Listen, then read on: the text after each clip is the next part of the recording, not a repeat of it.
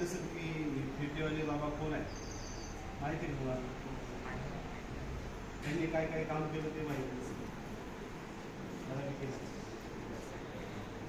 जे आरक्षणाचे जनक म्हणून आपण महाराष्ट्रामध्ये ज्यांना ओळखतो किंवा महाराष्ट्राची ओळख संपूर्ण देशात संपूर्ण जगभरात फुले शाहू आंबेडकर म्हणतात ना, त्याप्रमाणे हे शाहू महाराजांचं कार्य संपूर्ण महाराष्ट्रामध्ये संपूर्ण जगामध्ये उल्लेखनीय काम असं त्यांनी केलं. त्यांचा जन्म 1874 साली झाला आणि खूप लहान वयात त्यांना चौथे शिवाजी महाराज जे आहेत त्यांच्या राणीबाई आनंदीबाई यांनी गादीवर बसवलं आणि खूप लहान वयात त्यांना राज्यकारभार करायला परिस्थिती निर्माण झाली. त्या कठीण परिस्थितीमध्ये त्यांनी राज्यकारभार करत असताना अनेक विषयांना त्यांनी न्याय दिला. सगळ्यात अगोदर शिक्षणाचं जे आहे, शिक्षणावरती बंदी होती त्या काळात.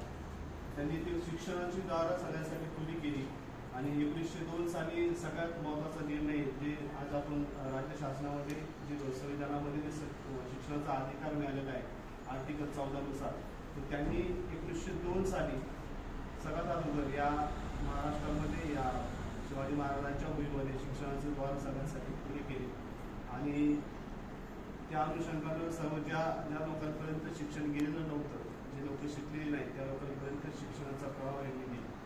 त्यांचं कार्य जर आपण पाहायला गेलो तर प्रत्येक याच्यामध्ये